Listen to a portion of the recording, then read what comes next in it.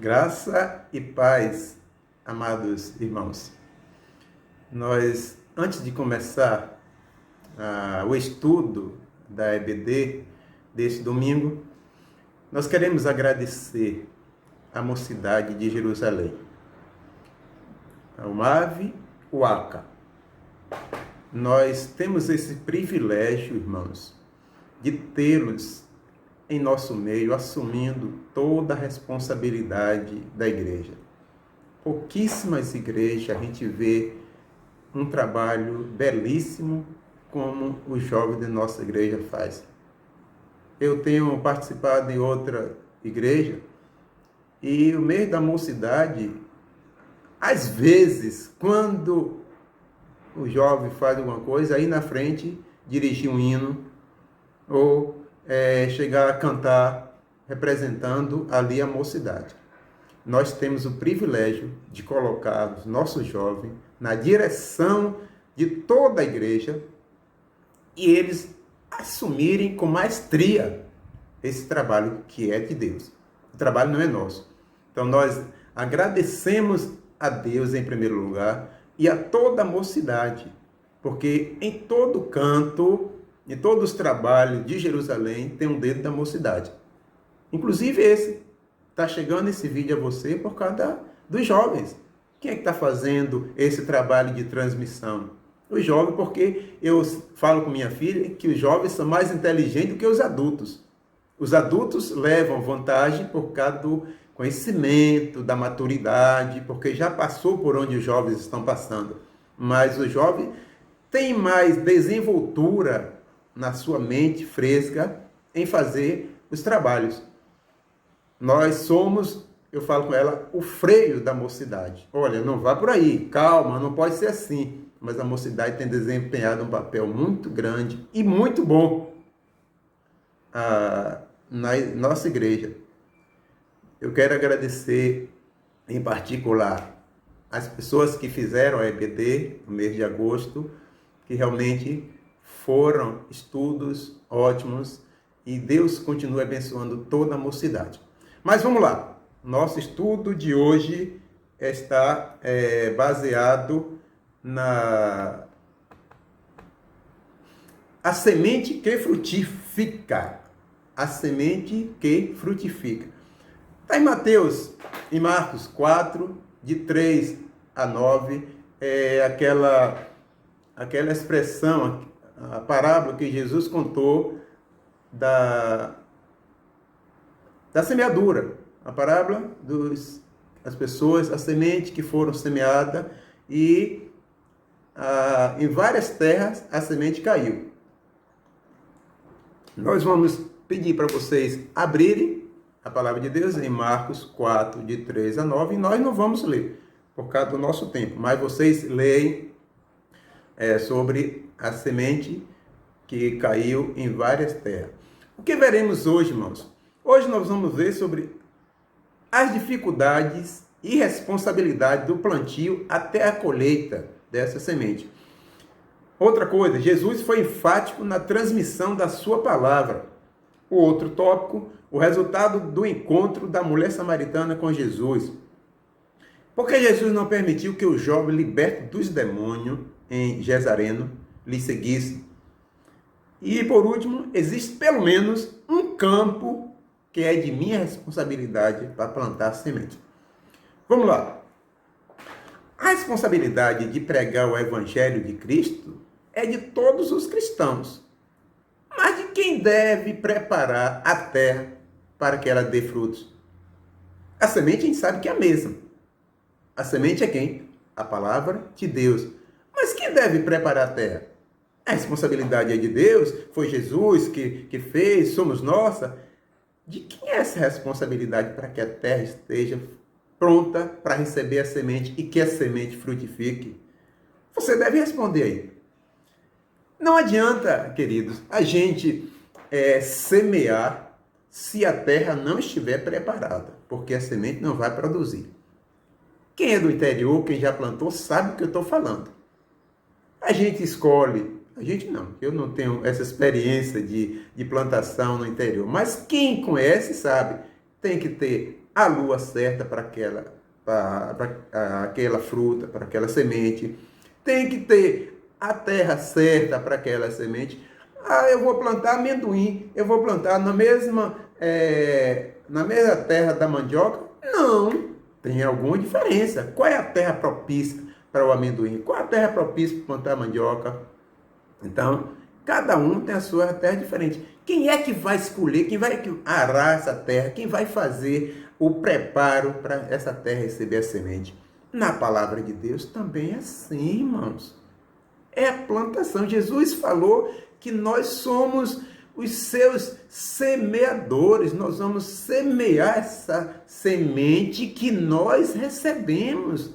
É a palavra de Deus. Então, nós somos responsáveis para semear. Aí eu coloquei aqui, não adianta a gente forçar ninguém, porque lá em Zacarias 4, versículo 6, diz assim, não deve ser por força e nem por violência, mas sim pelo meu espírito. Então, irmão, como deve ser esse preparo? Olha, primeira coisa, eu tenho que amar essa semente, essa palavra de Deus. Eu tenho que ter amor por ela. Porque, irmãos, esse amor me faz com que eu coloque em outros lugares, eu leve para outras pessoas, para aquelas pessoas que eu amo. Principalmente as pessoas que são de minha família.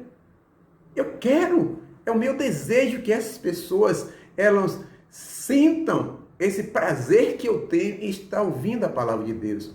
Então, para que isso aconteça, eu tenho que preparar esse terreno. Como eu devo preparar o meu terreno com a minha filha, com a minha esposa? Eu tenho que pregar, eu tenho que viver essa semente. A pregação é a vivência. Se eu não viver, não tem terra certa, não vai produzir, pelo contrário. Não adianta nem jogar semente ali, porque não vai produzir nada. Mas quando eu vivo esta palavra, a semente frutifica. Então essa é a palavra que frutifica, essa semente que vai frutificar.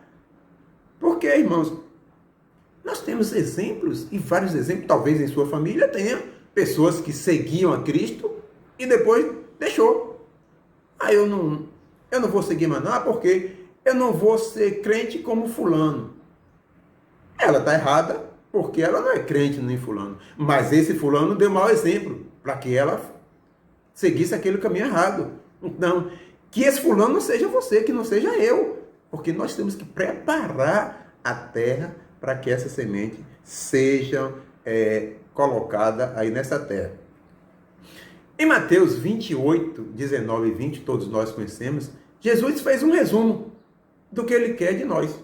Foi que ele falou assim, ó, que nós temos que fazer discípulo, aí batizando em nome do Pai, do Filho e do Espírito Santo, ensinando a guardar tudo que eu tenho mandado. E eis que estou convosco todos os dias. Irmãos, para que garantia melhor? A traça não vai correr, o ladrão não vai roubar, ninguém vai tirar essa semente do coração quando estivermos assim fazendo discípulo. O que é fazer discípulo? Vou lá com o João. Aí João, eu expliquei a Bíblia, entendeu? Vamos embora. Não. Isso faz parte do fazer discípulo.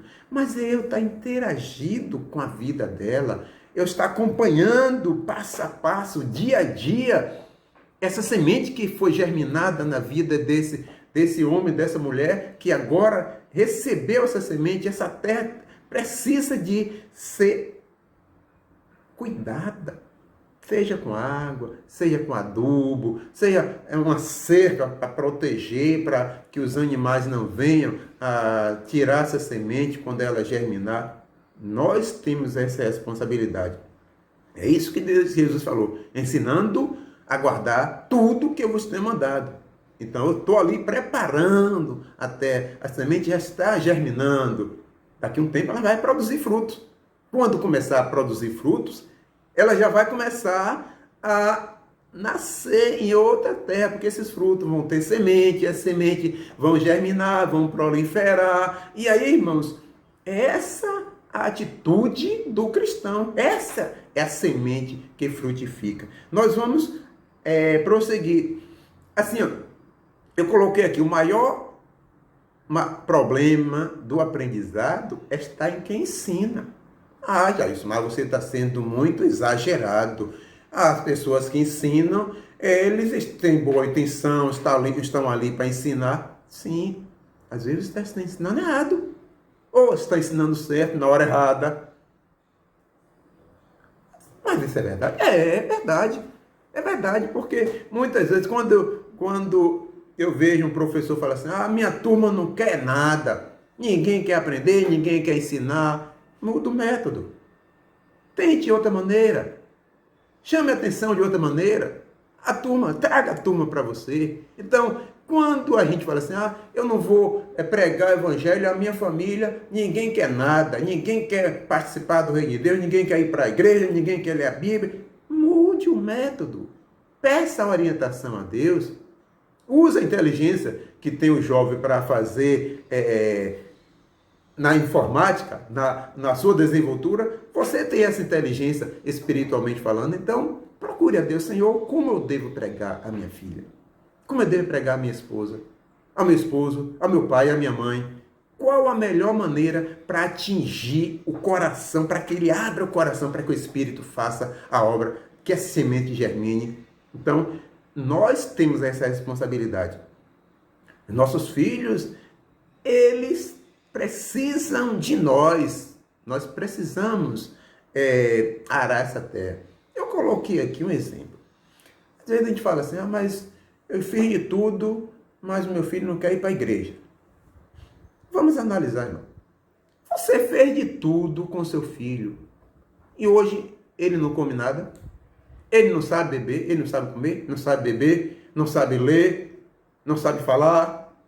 Por que ele aprendeu tudo isso? Você ensinou e ele aprendeu. Mas Deus, para ir para a igreja, ele não aprendeu. De quem é o erro? Dele? Não. Eles sentiram a necessidade de falar, abrir a boca e sair o som, e as pessoas ouvirem, entenderem. Eles sentiram a necessidade de comer, porque sentiu fome. Eu tenho fome de beber água, beber e tal. O corpo precisa, e eles saciaram as necessidades do corpo. Mas, espiritualmente falando, eles não estão saciando essa necessidade. Alguma coisa tem de errado, e a culpa não é só dele, não. A culpa somos nossa. A culpa é nossa, aliás. É nossa, porque a gente não preparou corretamente essa terra. Não aramos corretamente a terra para ela receber a semente e a semente germinar. Eu coloquei no início. A semente é a mesma. Não tem problema nenhum na semente. A semente é a palavra de Deus. Então, o erro está em nós. Como eu devo atingir a minha filha? Talvez o irmão não tenha o conhecimento que eu tenho da minha filha. Eu sei aonde eu posso atingir, até onde eu posso ir. Eu conheço mais o temperamento da minha filha. Então, o que muitas vezes acontece comigo é que eu não estou me submetendo à vontade de Deus. Eu não estou me negando o eu. Às vezes a minha arrogância, a prepotência em querer ir na força. Olha, meu filho, minha filha, você tem que ir. Ou você vai para a igreja, ou você vai apanhar. Ou eu vou tirar isso de você, eu vou fazer isso. Completamente errado. A minha filha vai para a igreja, sabe quando? Enquanto ela completar 18 anos. Porque está debaixo dos meus pés. Quando completar 18 anos, ela fala, tchau. Quer saber de igreja mais não, quer saber de Deus mais não. Porque eu levei a força. Como é que eu posso fazer, irmãos? Como é que essa semente germina? Eu dou exemplo. Aí não sento na mesa para tomar café? Pronto. Antes do café, nós vamos ler a Bíblia. Vamos fazer o culto doméstico. Aí a gente não almoça? Vamos fazer o culto. Nós vamos almoçar, vamos aqui. Primeiro a gente vai alimentar o espírito. A gente não brinca? Na brincadeira a gente está ali, sim. E se fosse Jesus estivesse brincando aqui? Como é que faz? Tal? Assim, como é que você vê o Rei de Deus, minha filha?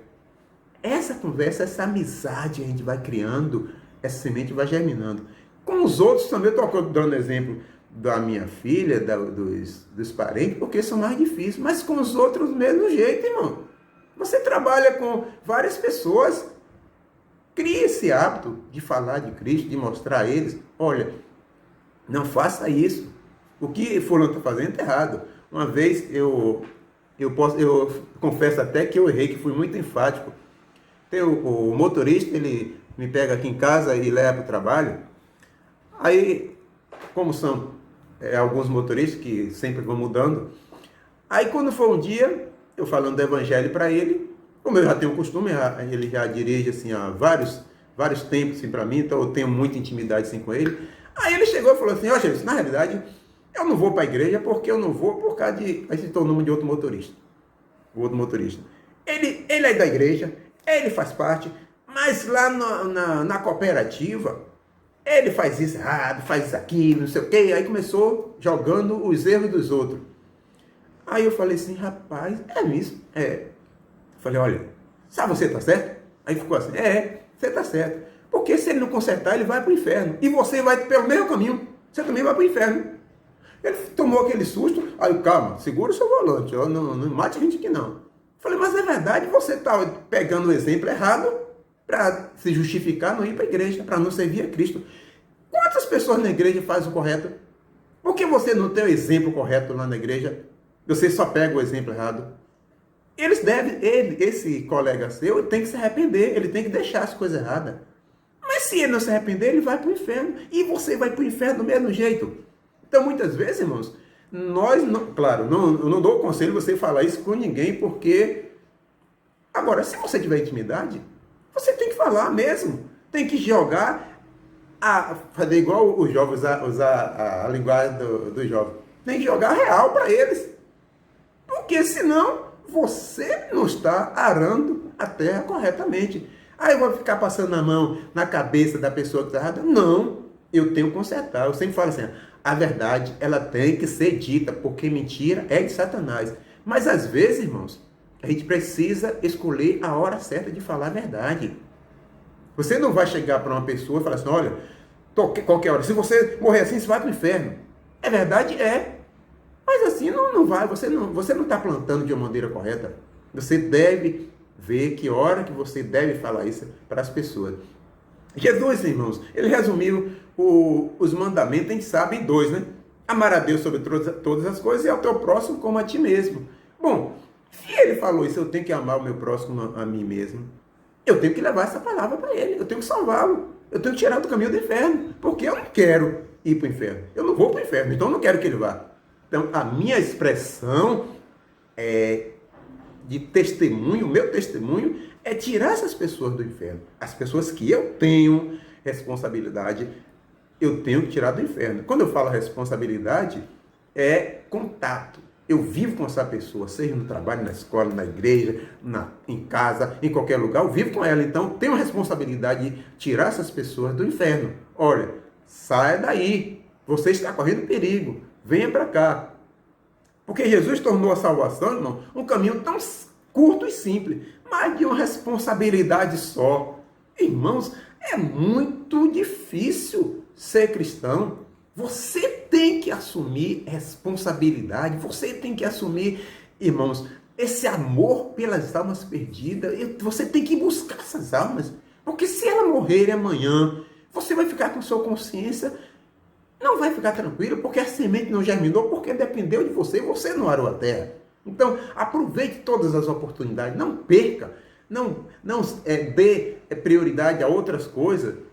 E essa responsabilidade, irmão, é de todos nós. Imagine só, se para ser um cristão precisasse ter formatura, ter bens, ser vitoriosos em negócio. Mas não, Jesus tornou simples. Para eu ser cristão, é só aceitar Jesus, só seguir. É simples, é grande responsabilidade, é como um jovem assumir uma empresa. Hoje tem uma responsabilidade grande, sim. Ser cristão também é uma responsabilidade grande. Eu tenho que saber que eu estou rodeado de uma tão grande nuvem de testemunhas, irmãos. Em todo canto. Os meus vizinhos, de trabalho, os colegas de trabalho, da faculdade, em todo canto tem gente ali me vigiando. nem que eu não perceba, mas eles estão vigiando. Então eu tenho que pregar o evangelho, eu tenho que mostrar com meu corpo, com minha voz, com as minhas atitudes, eu tenho que pregar esse evangelho. Isso é preparar a terra.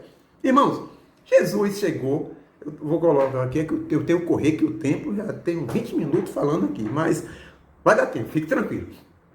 Jesus chegou perto de Samaria e tinha uma mulher ali no poço tirando água.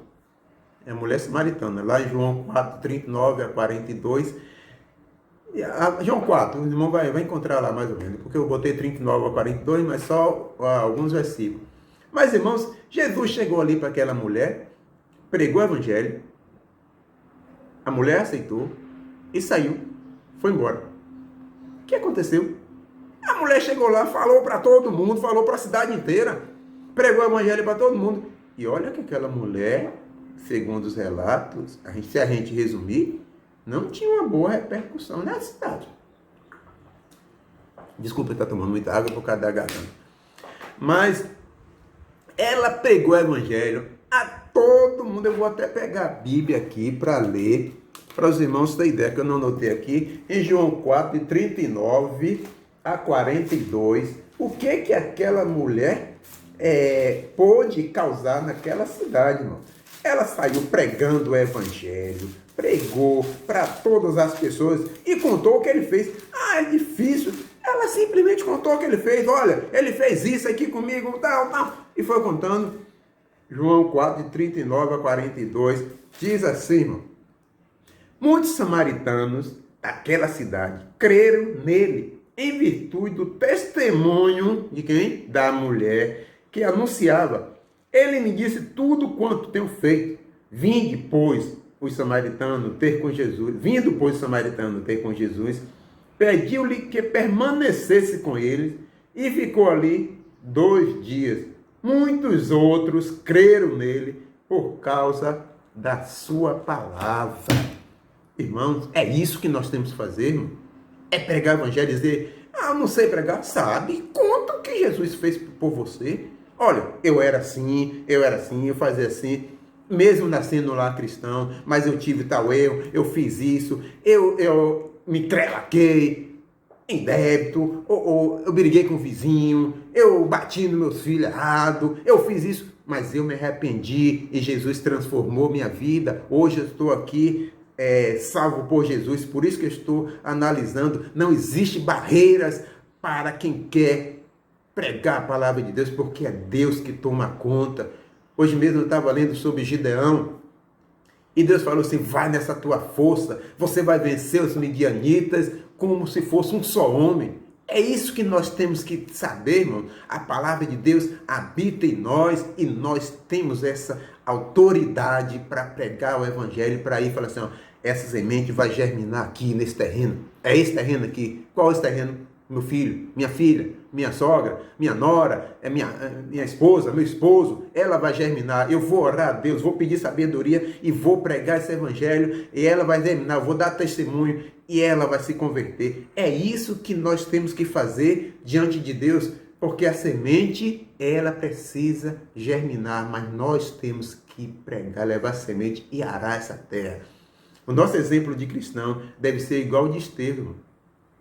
Eu lembro de Estevão, o jovem Estevão, o exemplo dele foi tão bom, foi tão impactante, que Paulo, na verdade Saulo, ele teve ali um grande desafio.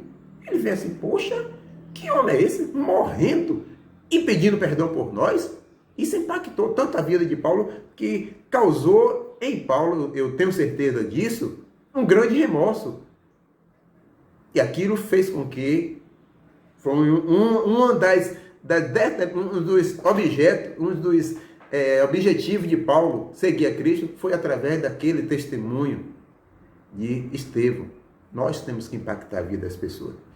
Irmãos, em Marcos 5, versículo 20, nós lemos, Marcos 5, aliás, tem a história de um jovem lá de Gadara. Jesus foi a Decápolis para libertar esse jovem. Esse jovem disse que os demônios, uma legião de demônios habitava nele. E ele, para o irmão ter ideia, vivia lá no cemitério. Ninguém poderia conhecer com esses demônios que estavam nesse jovem. Jesus foi lá e libertou os demônios. Os irmãos depois lê lá na manada de porco e tal. Como Jesus permitiu que os demônios entrassem na manada de porcos, Jesus foi expulso dali e as pessoas não aceitaram. O que foi que aquele jovem de Gadara fez? Quando Jesus entra no barco, o jovem corre lá: eu quero ir com você, pelo amor de Deus, deixa eu ir com você, deixa eu ir contigo, Jesus. Eu falei: não, não, vai comigo. O seu terreno, a sua plantação não é para onde eu estou. A sua plantação vai ser lá na sua terra. Vá, pregue na sua família, pregue na sua terra. E o jovem Jesus não permitiu. Aí, irmãos, depois de algum tempo, o irmão vou ler agora, ao invés de ler em Marcos 4, já vai para o capítulo 7. Capítulo 7. Depois de algum tempo, Jesus realizou a segunda multiplicação dos pães, aonde? Lá em Decápolis. Jesus, claro, ele tinha sido expulso de lá, saiu e tal. Jesus voltou lá, analisou a segunda multiplicação de pães. Sabe o que diz a palavra de Deus? Aqueles pães ali alimentaram 4.000 homens, fora mulheres e crianças. Bom, vamos analisar. Geralmente, onde tem 4.000 homens, provavelmente tem mais mulheres. A gente vê sempre mais mulheres do que homens. Então, se tinha 4.000 homens, vamos botar que tinha, no mínimo, 4.000 mulheres. Só ali já foram 8.000 pessoas. Criança, no mínimo ali, irmão, devia ter uns 10.000 pessoas ouvindo a palavra de Deus. Quem foi que anunciou o evangelho em Decápolis? Não. Esse jovem. Ele saiu pregando o evangelho. Então, ele foi ali anunciar o evangelho. E agora a gente vê 10.000 pessoas, no mínimo, eu estou chutando, mas no mínimo 10.000 pessoas ouvindo o evangelho de Cristo, ouvindo Jesus. Então, é isso que é semear. É isso que é escolher a terra, é que arar a terra, de escolher a terra correta. Irmãos, você sabia que cada um de nós tem, no mínimo, um campo para cuidar? Como está seu campo? Jesus, não. A sua casa é o seu campo. O seu trabalho é o seu campo. É você que deve cuidar dessa terra. É você que deve arar essa terra. É você que deve semear. É você que deve cuidar. É você que deve fazer com que essa semente frutifique. Ela germine.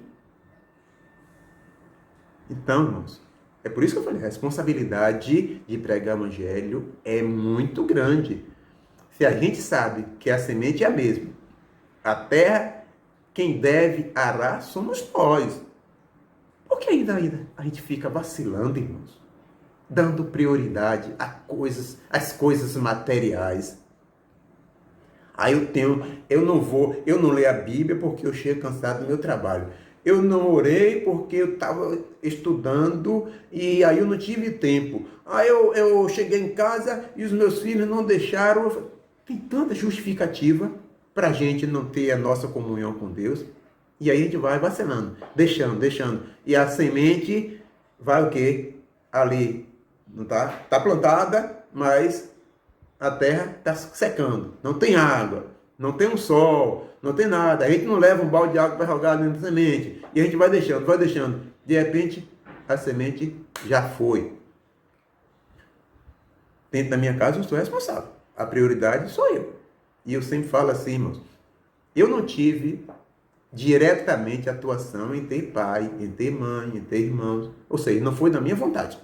Não foi vontade minha de eu ter nada disso. Mas foi diretamente da minha vontade de eu ter filhos. Imagine só a responsabilidade dos filhos que nós temos. Se você é cristão e você colocou um filho no mundo, a responsabilidade é maior ainda. Seu filho está vendo como é que você vive. A responsabilidade é sua. Não venha aqui falar como muitas pessoas chegam na sua plena inocência. Eu criei meu filho na igreja e meu filho desviou do evangelho. Como se fosse assim. A igreja, eu não tenho responsabilidade porque eu já fiz o que tinha que ser feito. Leda engano. Você criou na igreja Mas a igreja não tem responsabilidade maior do que a sua, não. A responsabilidade maior é a sua. Se seu filho desviou, é porque não viu o seu exemplo, você não teve sabedoria para orientá-lo certinho, você não parou para ler a Bíblia com ele, para fazer devocional, para mostrar o quanto é bom a gente amar a Deus, porque não é por força e nem por violência, é pelo amor. Nós temos que amar a causa de Deus. Se a semente deve frutificar, é porque nós precisamos fazer com que ela frutifique. Dê prioridade, irmãos, à causa de Deus. Quando eu falo de prioridade, sabe o que é? É você pregar o evangelho. Ah, Deus, mas eu não tenho tempo, eu prego o suficiente, mas eu trabalho. É, você trabalha? Então faça o seguinte, do dinheiro que você ganha, além do dízimo e das ofertas, sustente o missionário, porque ele está indo no lugar onde você não pode ir, você não vai. Eu faço isso. Eu trabalho. Eu não tenho condições de sair para ir para a África pregar o evangelho, mas eu tenho obrigação e eu tenho dinheiro. Deus me dá o dinheiro para eu sustentar algumas pessoas. Então eu coopero com um projeto ali, com outro projeto, eu ajudo aqui. Porque, mas isso aí é eu tenho mérito? Não, é obrigação, irmão. Se eu não estou indo pregar, alguém está indo no meu lugar, eu tenho que sustentar essa pessoa.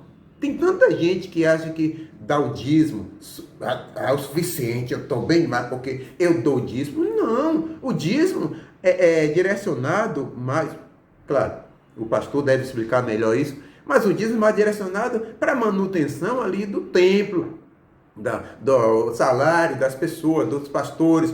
Mas a minha oferta, irmãos, é que vai fazer com que essas pessoas saiam para pregar o evangelho. Quantos missionários deixaram tudo, deixaram emprego, deixaram tudo para pregar o evangelho?